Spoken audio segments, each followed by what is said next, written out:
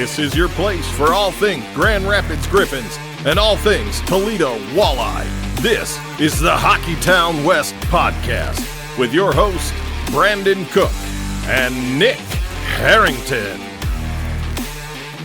And welcome back to the Hockeytown West podcast, your source for everything Grand Rapids Griffins and Toledo Walleye hockey. I am one of your hosts, Brandon. And I'm Travis. No, you're Pixels. Yeah, well, you know what? I should just re-identify on here as Pixels at Trav in T-Town.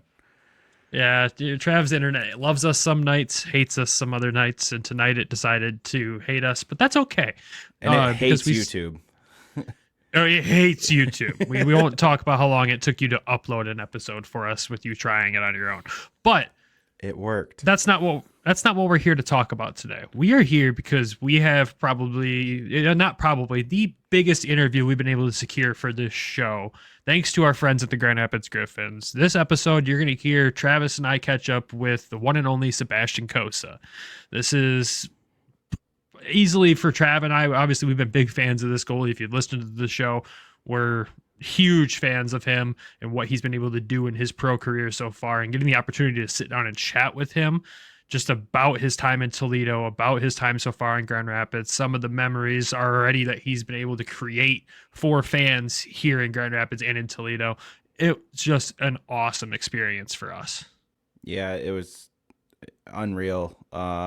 Such another, I mean, like, you know, you probably get sick of saying this, like, or hearing this as fans, but just another genuinely nice person. You know, the timing of how long it went was perfect, but you'll find out. it was just it was so much fun. Obviously, like you said, you know, we're like the two big Cossa guys. Like, I got to see him a year before you guys did it as a whole season. And it's cool that you guys get to have him, like, literally continuing to grow up in front of your eyes. And I got to see such a raw version of him and then turn it into a good goaltender. Now you're seeing him go from good to great. Yeah, it's an incredible run this kid's on, man. And you'll hear it in the interview, just like Trav said, a genuinely nice person, great head on his shoulders, great perspective on the game and his development. For us, it was more important to talk about his time in Toledo, his time in Grand Rapids. We don't want to sit here and badger him with, what do the Red Wings want you to work on? Stuff like that. If you're looking for that, there's plenty of other interviews he's done where people ask him that. This interview is strictly about his time in Grand Rapids and in Toledo, and a little bit about his time in junior as well, with the weird COVID year they played and everything else. So that's the perspective we wanted to bring of Sebastian Cossa to everybody else. We don't want to have it be a repeat of everything else. So we're excited for y'all to tune into this. And honestly, we're going to stop talking and just send it right over to him. So first, we've got to send it to an ad break. I know it's early for that, but we got to meet our obligations. But when we come back, we'll sit down with Seabass himself. There's nothing like the excitement of watching NHL hockey live and in person. The sounds of the puck hitting the boards, the players slamming guys up against the glass. There's truly nothing like it, and it's never been easier to save money on your tickets than now with Game Time. Download the Game Time app, create an account, use code THPN for $20 off your first purchase. Terms apply. Again, create an account, redeem code THPN for $20 off. Download Game Time today. What time is it? Game time. Well, folks, we have a special guest for you tonight. Now joining the show is for a first-round draft pick out of the NHL here. He was drafted 15th overall in the 2021 entry draft by the Detroit Red Wings. He went on to become an ECHL All Star in his first pro season of hockey with Toledo. He's backstopping the Grand Rapids Griffins to one of the best starts in franchise history this season. Please welcome to the show, Sebastian Cossa. Cossa, man, how you doing today? Good, all good. Had practice this morning, just got back from college school a little bit ago, and now here sitting down talking to you guys, so all good. We appreciate the time, man, and a Costco run's always a good thing. So I want to just real quick before we dive into everything else, man, the off season, you had a big thing happen. You got married. Congratulations to you and Emerson, man. That's awesome. How was the off season for you guys? Yeah, it was awesome. I was actually able to go home for a little bit longer than normal. I'm usually in Detroit for a couple months there, so had a good off season. Was back home for probably 2 months, and then I think it was August, I came back down and started training back here again in Detroit. So it was a good off season for sure. Good stuff. And our buddy wanted us to ask you, because he's a big Canada boy. What's it like playing in a city where Tim Hortons isn't right downtown around the corner from you? Yeah, I've had to kind of acclimate to Starbucks now. Yeah, definitely missing Tim Hortons, a little double double. Those are always a go-to, but I've acclimated. There you go. So before we start talking Grand Rapids or even Toledo, I want to take a trip down memory lane, back to your days in junior. What was it like in your second season? You only lost 2 games, 17-1-1. Take us through that year. Yeah, it was crazy. Obviously, that was a COVID year, so at the beginning of the year, didn't know what to expect, didn't know if we were gonna have a season or not. So that was a long summer. Obviously, of just training and with COVID, not being able to skate, doing at-home workouts and everything like that. That was a crazy experience, but I'm really lucky. Like I said, that we did have a season at least. It was shortened. I think we only played 22 or 24 games that year. But I mean, the OHL didn't even play there, so got really lucky, and we just played division teams, and we had a wagon for sure. So it was a fun team to play on, and definitely an experience I'll never forget. Just going home to the rink, that was it. That was all we were allowed. So we were definitely dialed into hockey, and definitely we had a really good year. With playing division rivals consistently like that, was there some good rivalry games that kind of happened? Did the bad blood kind of heat up between the teams playing that much? Yeah, I would say so. Definitely games got chippy. Obviously, no fans there, so kind of having to create your own energy and emotion from that. I think we did a good job. Obviously, I think our record was, we might have lost 2 or 3 games that year. So we were really kind of ahead above everyone else, and we took care of business, and unfortunately, we didn't have the real season because I think if the league was full go that year, we would have had a really good push for the whole league there, and it was.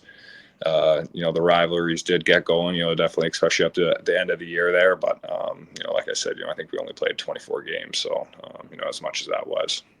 Yeah, at least you guys got to play. Then the draft night rolls around and you get that call from the Detroit Red Wings, man. What was that night like for you? Yeah, it was awesome.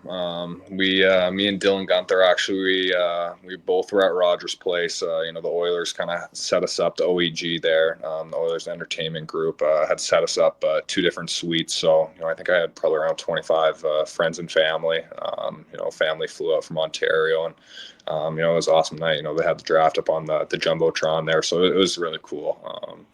A really cool thing they did for us there. And, I think, I had a couple Ontario cousins who were there, and, they were probably the most ecstatic, I think, out of everyone, really close to home, and, right across the border there. I have family from Sarnia, London, and Alvinston there. So, it worked out really well. That's awesome. And then before you actually end up in Toledo, you get a couple games in Grand Rapids and you win your first pro game in your first game at home. What was that night like for you? Yeah, it was awesome. Obviously, those 3 games probably didn't go as well as I planned, but I'll take that first one. Especially Milwaukee. As the year went on there, they were a pretty good team that year too. So getting that first one kind of out of the way, and after that game, I think I had went down and spent some time in Toledo, and the other 2 games were kind of just a 1-game call up. But just kind of getting that first taste of pro hockey there. That was my first game, and I think I let in 2-1, 23 or 24. But it was an awesome night. I think we won 3-2 or 4-2. So excited and happy about that one. Yeah, I know the fans love that one because Milwaukee they were a good team that year. I think you were up against Askarov that night too. Yeah. And the Central Division for a while there, the goalie matchups were always just the talk of the town because we had the best goalies in AHL probably at that point in time. So that's the craziest part. Yeah, definitely a couple good young ones for sure. You end up in Toledo. What were your expectations when you found out that you were going to call Toledo home for that year, basically? Yeah, obviously, a new experience. Me and my wife now, we went down there, got to the manor, where everyone lives, and obviously it's different down there for sure. Still really good hockey, pro hockey. Definitely not a goalie's best friend. You're seeing a lot of chances still every night, but with pro shooters. So, overall the whole year. definitely saw development as it went on. And, I think I had a tough start there and, really turned the corner, around Christmas, kind of same as last year. So, and we had a really good team. We were an older team there too. So, it was a really fun year of hockey, actually. Really good group of guys. How did you enjoy your time overall? And what did you think of the fans when you got there? Yeah, it was awesome. I think we probably sold out maybe 22 or 23 games in a row to end the season there, which was crazy. The bank tank's always buzzing. It's really fun to play down there. And, even guys that, are up in here in GR and, they get sent down, obviously just, talking up on Toledo and, the fans. And, obviously that's why a lot of guys go to Toledo if they're in the coast anyways, the fans and the rink and stuff, you're treated really well there. And, it's a great city to play. It's truly the NHL of the coast. Like, we got our first behind the scenes look over the weekend down there, and the way they treat you guys down there, you guys have the best setups probably in minor league hockey. Honestly, it's insane. It's up there. Yeah. I mean, you got the hot tub, cold tub, you got a sauna, which, we don't have here in GR. So, they got it pretty good. They got it pretty good down there for sure. You mentioned like how tough it can be to be a young goalie or a goalie in general in the ECHL, but what did that year down here do for you and your development? I think it was the confidence wise, at the beginning of the year, obviously it's still, even the coast, it's faster than junior for sure. Guys are shooting harder. They're better in front of the net. And, I think that was something big for me, kind of working on my screen plays and, with bigger guys in front of me. In junior, I was able just to look over guys and, there wasn't too many guys as big or taller than me. But, in pro hockey, there's guys who, make living, sitting in front of the net front and, either getting tips or just whacking away at it. So that was a big adjustment for me. And, I think as the year went on, obviously got a lot better at that. And, the confidence grew with that. What was it like sharing the net with John Lethman down there? We were fortunate enough to speak to him before he headed overseas, but he spoke so highly of you, and you guys just became this elite goalie tandem in the ECHL down there. So what was that like? Yeah, it was unreal. Leth's unreal. I think he's a really good goalie. Obviously he's having a good year in Finland right now, and I think he could easily be in the AHL at this point. Won goalie of the year there, so it was a really fun time. He's really dialed in, and I learned a lot of things from him. He was really dialed in off the ice, taking care of his body and being a pro all the time. So there's little things that I picked up from him that I definitely still do to this day. We got to ask, he's a good friend of the show, Brandon Hawkins. What's it like having him shoot on you every day? Yeah, he loves it. I love it too. Great shot. One of the best I've seen still, to this day in pro hockey, just the way that he, releases the puck and how hard and where he's able to put the puck where he wants. So, it's fun. And, Hawk's a great guy to have in the room, keeping it light, chirping a lot of guys. So, the mayor at Toledo, it's pretty good. He's a great guy. I mean, you faced a lot of elite shooters in your time already. You think he still ranks up there near the top? Oh yeah, for sure. I'd say top 3. He picked me apart when I got there. At the beginning, he did.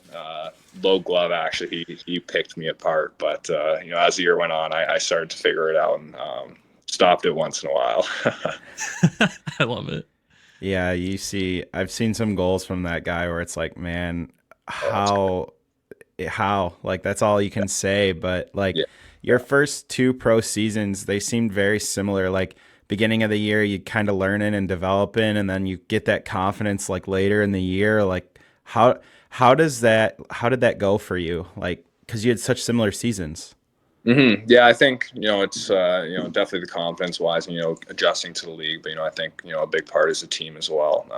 Toledo there at the back half of the year, we were playing really good hockey. And, even last year, the players were making it a lot easier on me as the year went on, playing to our structure a lot better, making life a lot easier for me. And then obviously, you put a couple good games together, you're feeling good about yourself and, the good times roll.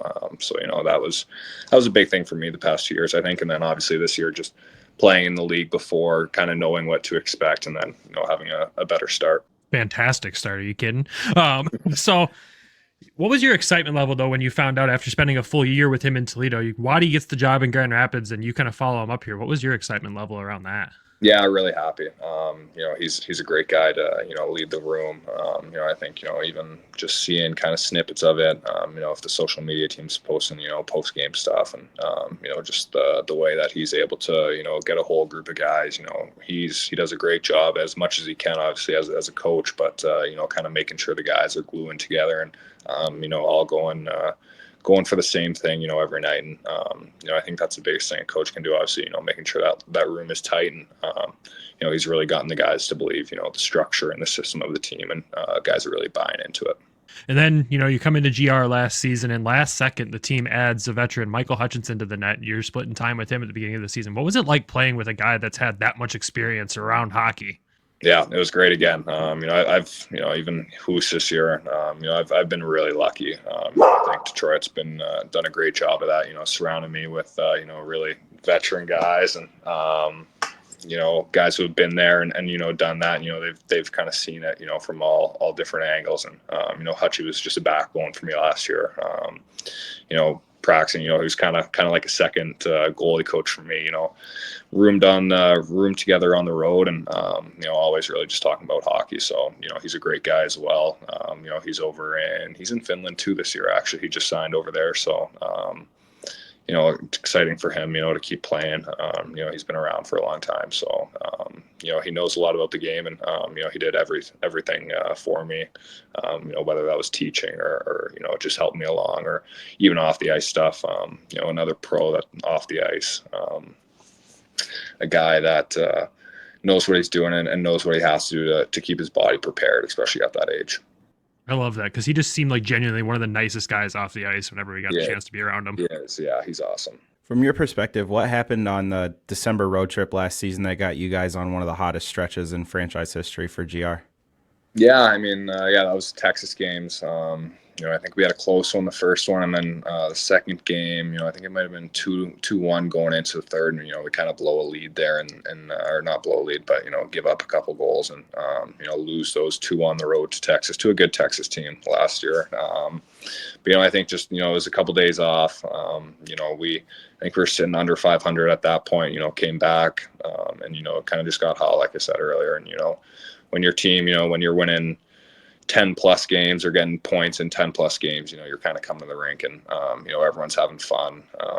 It's a really good time to go to the rink and be around the guys and stuff. I think, and then obviously I think as that continues to go on, you almost go on the rink knowing that you're going to win that hockey game at that night. So, guys just really bought in, and, guys, we had some guys that were just really hot. Bergie was unreal.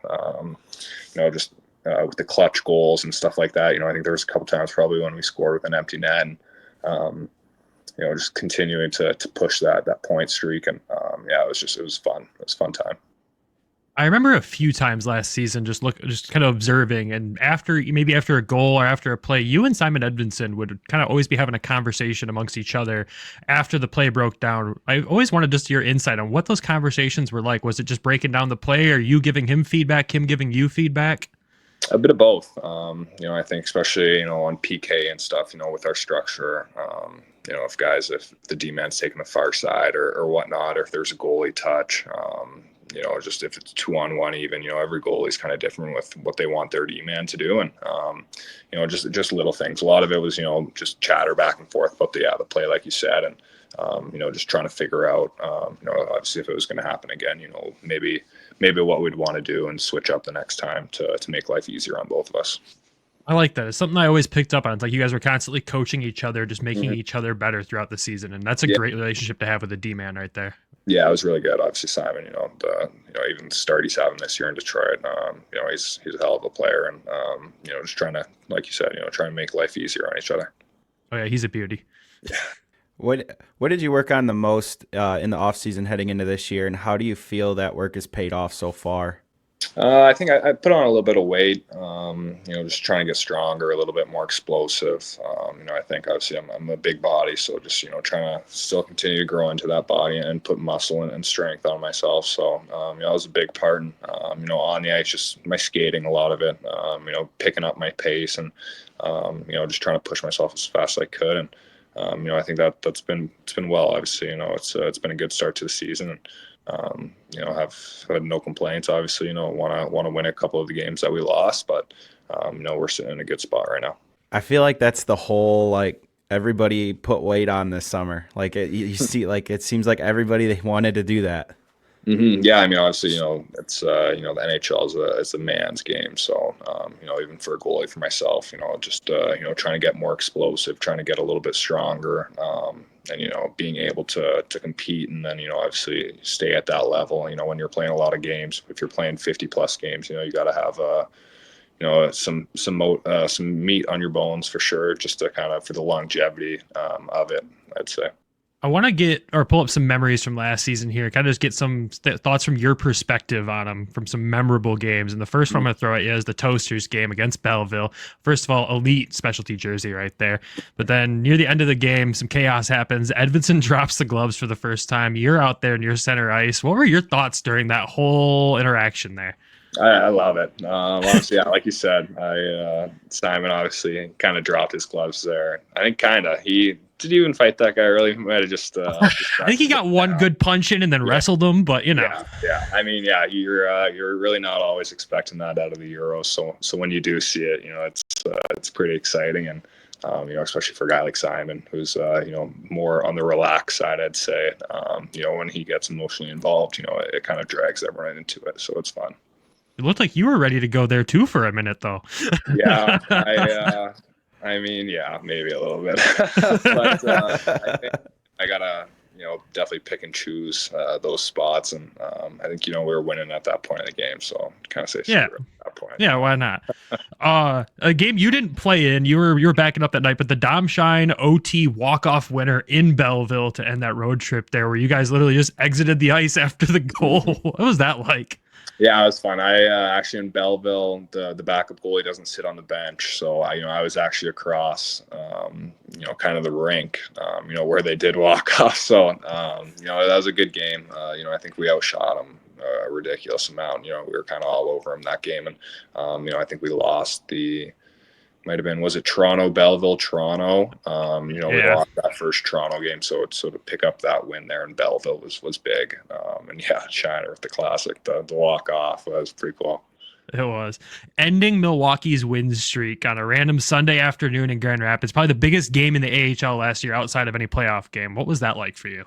Yeah, it's big. Obviously, when a team's hot, and that's kind of where we're at this year. Obviously when teams are at the top of the division, top of the conference, you get a little bit more juice when you're going to play them. And obviously a team with if they had a 19-game win streak, it's pretty cool to snap that. And they were definitely confident. They were confident going into. I think we were up 2-1 or something going into the third, and they were still chirping us, saying they're going to win. And so just kind of shut that up and.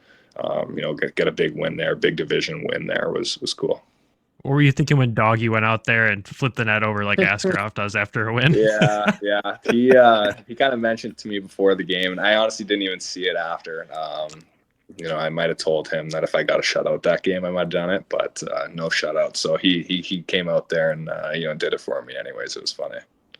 And then your first AHL playoff win, what was that like for you?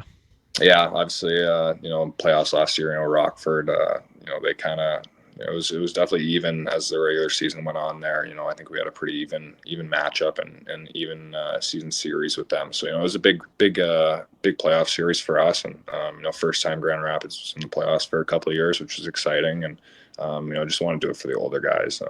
Shiner's been here forever and, wanted to get some wins for him there. So it was fun. The whole playoffs last year, had a close one with Milwaukee there in the second round, and the entire atmosphere of it. Definitely learning how to play in those big environment games, and when there's a lot of intensity, it's fun hockey for sure. And then what was Game 4 against Milwaukee like? Because Van Andel was rocking in that game. Berge was absolutely clutching it. Just what was that environment like for you guys on the ice? Yeah, it's awesome. It's fun, and I've been lucky enough to play in Toledo, when that rink's going, and Van Andel last year, we see it every once in a while, but when playoffs came, that building was buzzing, and it's awesome. It's a lot of fun. It brings a lot of energy and emotion to the game for the home team for sure, and it gave us an extra boost for sure, and I was happy to force that series to Game 5 there. we've kind of noticed, like, I seen it in Toledo, and then we seen it actually the other night a little bit. Like, you don't like back down from anybody. You're not shy to get in a scrum if you need to. Like, has that always kind of been a part of your game? And like, do you kind of enjoy that part of it? Yeah, I do. I think it kind of pulls me into the game. But like I said earlier, I think my job at the end of the day is to stop the puck. So I think there's some times where I can probably pick and choose to be a little bit better with it. But I think it does pull me into the game, and I like the chirping, the kind of pushing around, stuff like that. It's fun for sure. You're one of the first goalies I've seen that can take like getting run into and turn that into just more momentum for yourself, and instead of letting it shake you off your game. Is that just a confidence thing for you, or is that just like, okay, they hit me, I'm gonna really dial in now and make sure they regret that? Yeah, a bit of both. I think, like I kind of said, like it gets me going, it gets me involved in the game, and if there's some plays where are a little bit questionable, they probably didn't have to go straight or very hard to the net, and they put a shoulder down or something, they run me over. But I mean, I'm a big guy, I can handle it, but it gets me fired up for sure. And then obviously you hit on it a little bit earlier, working with Husso this season. It got a lot of guys in his situation be hanging their head right now, but he seems to refuse to do that. It carries a great attitude. Just what's he been like in the room with you this year? Because he seems super positive. He is. He's been awesome. Really, really good mentor for me. Now we got Jack Campbell here too, who's another amazing human being. And, Hoos has been, he works really hard, kind of showing me the ropes and, learning a ton from him. He's an unbelievable goalie. And, I think he should be in the NHL right now, but obviously, with the situation, he's down here and, proving, obviously look at his numbers, and, he hasn't lost a game, knock on wood, but, showing that, he's too good for this league. So, I think, obviously his mentality, coming to work every day and, putting his head down and grinding, still one of the hardest working guys. So, it's really cool to watch. And, like I said, an unbelievable guy who, he's been looking after the rookies and, has bought us a couple meals on the road and stuff like that, which has been awesome. And, another unreal guy. What's been your favorite part of Grand Rapids? Is this like the city? Yeah, I mean, it's unreal. It's definitely a younger town, a lot of restaurants. I think the rink's really nice, obviously. We got 30 minutes to the west, we got the lake right there. A couple of really nice golf courses around. There's a lot. I live about 10 minutes outside of town, but it's a really nice drive in, and even just the buildings in GR, everything, there's almost seems like there's everything here with in a bit of a smaller town. So, it's got everything, really, really like GR. With every guest we have on the show, we always throw some rapid fire questions. We call them one-timers at you. So I'm going to throw these at you and let you answer. So the first one, favorite hockey player of all time? Carey Price. Favorite arena that you've played in, not counting Toledo and Grand Rapids? Rogers. Ooh, all right. Favorite arena snack? Poutine. All right. Music or podcast guy? Music. Favorite bus trip activity? Cards. And then pineapple on pizza? No. Oh, No. Good answer. No. And then favorite road trip movie? I'm just gonna have to go classic, probably Goon or something like that. I've probably seen that movie once or twice. That was a little bit of a lie. Honestly, I don't know. I'm not too big into watch a lot of movies, but I don't know. I'll probably go like old school or something. Just comedy. There you go.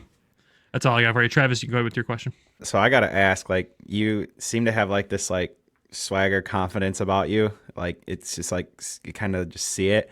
And like your two bobbleheads, I gotta ask about them because they're like, they show it. Like, you had the one for the season ticket members down here with the fish, and now this year with the glasses. Like, what are your thoughts of those?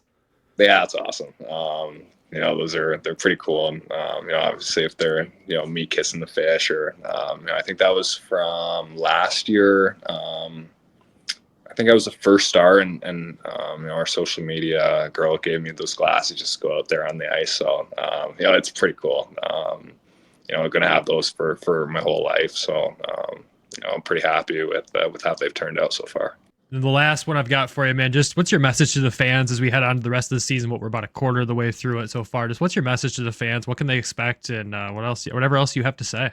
Yeah, guys are pushing hard. Got a really good team, another young team here in Grand Rapids. We've gotten a good start, but I think we're going to take off here, and we're going to be a really good team the rest of the way. And with the fan support, it's a hard building to play in every night, Van Andel, and when it gets loud in there, when it gets bumping, it gives the guys a lot of energy, and it gives us a better chance to win for sure. So, it's been awesome the past 2 years I've been here, and want to go out with a bang here for sure. And I lied. I actually had one more for you. Can you explain the back of your goalie mask to the fans as well? Because I know you and Dog kind of worked on something with that there. Yeah. So I've had the nickname Seabass for a while. I think it was my brother who gave it to me when I was a kid, and it's kind of rode with me the whole way. I think I had it on the back of my helmet for in junior and with Toledo, and then I'm not creative at all, so I kind of gave Dog the ropes with the helmet this year. I just told him, you make it, see it when the season gets going, and really happy with how it turned out. And he's got the sea bass with the Detroit the hook there, so it's pretty cool. I'm happy with it how it turned out. That's awesome.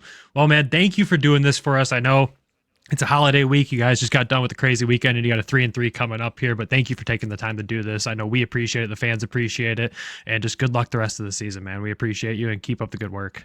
Thanks a lot, guys. Appreciate you having me on. The 24-25 NHL season still has that new car smell, and the action is heating up at DraftKings Sportsbook, an official sports betting partner of the NHL. It's super easy for first-timers to get started at DraftKings Sportsbook. Try betting on something simple, like picking a team to win. And if you're new to DraftKings, listen up. New customers bet $5 and get $150 in bonus bets if your bet wins. Gambling problem? Call 1-800-GAMBLER. In New York, call 877-8-HOPE-NY or text HOPE-NY 467-369. In Connecticut, help is available for problem gambling. Call 888-789-7777 or visit ccpg.org. Please play responsibly. On behalf of Boot Hill Casino and Resort in Kansas, 21 and over. Age and eligibility varies by jurisdiction. Void in Ontario. Bonus bets expire 168 hours after issuance. For additional terms and responsible gaming resources, see dkng.co/ice. And welcome back. Dude, that was so much fun. Honestly, perfect timing. You can't tell in the edit, but his phone died immediately after we finished. We asked him how much time we had. We had a half hour. We had a list of questions that was perfect for a half hour. And then immediately after we hit pause and said, thanks, man, his phone died. Pixels. Like, honestly, couldn't have freaking made that any better than it possibly could have been. So, one to him. Thank you, dude, for taking your time to do that on a holiday week, let alone. I know they've got practice on the holiday this week. There's a big 3-3 coming up. So him taking time out of his day or his evening to do that with us, one, just an elite move by him, but also just thank you to the Grand Rapids Griffins for helping us line this up. This is one that I know a lot of people would like to have the opportunity to do, and I'm really fortunate with our relationship with the teams that we work with to get opportunities to do stuff like this. So huge thank you and shout out to all of them.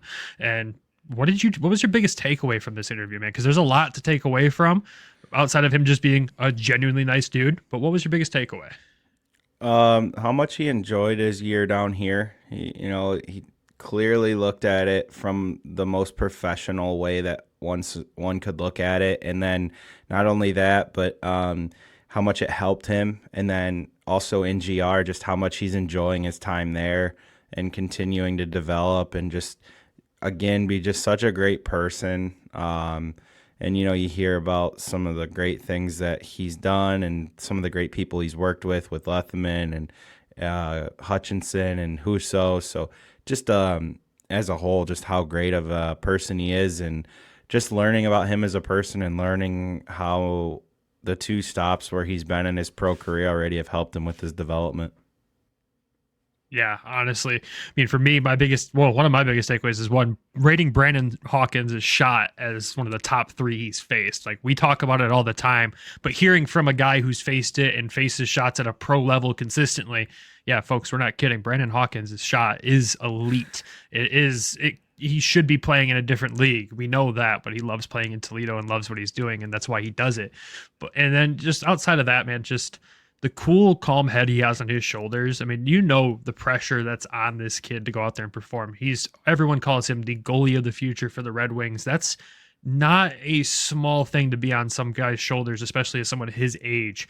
And for what he's able to go out there and do night in and night out and just carry the personality he carries, it's such a cool thing to see. And, also getting him to talk a little bit about having that edge to his game. That's a fun one for us too. I know he doesn't talk about that much, but you could see it's in there. That competitive style that he brings, it's so much fun.